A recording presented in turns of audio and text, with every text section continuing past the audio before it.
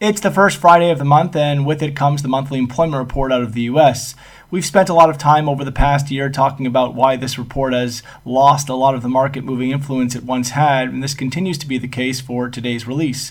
As a quick review, the headline data has already been tracking at super healthy levels, easily justifying the need for interest rates at much higher levels than where we're currently sitting, and any misses on NFPs or the unemployment rate will be viewed as one-offs within an overall data set that is supportive of a formidable economic recovery.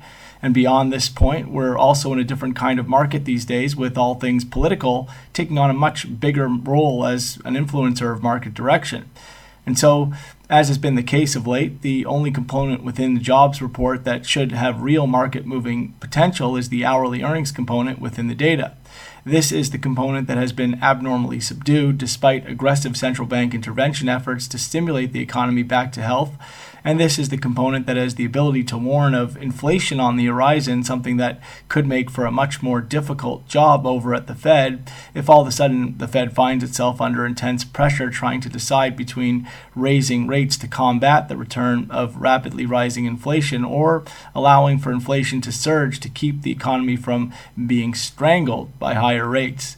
This should shed some light on just how manipulated those NFPs and the unemployment rate might be, given the uncomfortable disparity with hourly earnings. If hourly earnings tick up by more than expected, the market might look to buy the dollar back on the expectation it will pressure the Fed into keeping with a more aggressive rate hike timeline. This would not be good for the stock market.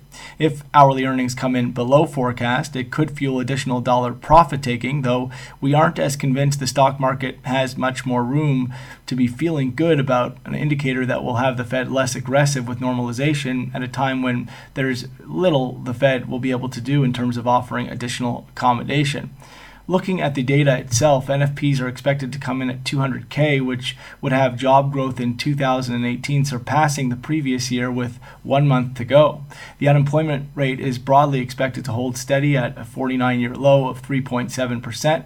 Hourly earnings are coming off a 3.1% year over year that was the best annual growth rate since 2009 and are expected to hold steady year over year but tick up month over month from 0.2% to 0.3%.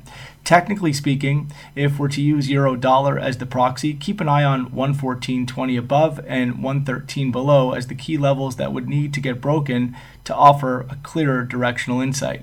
That's all for now.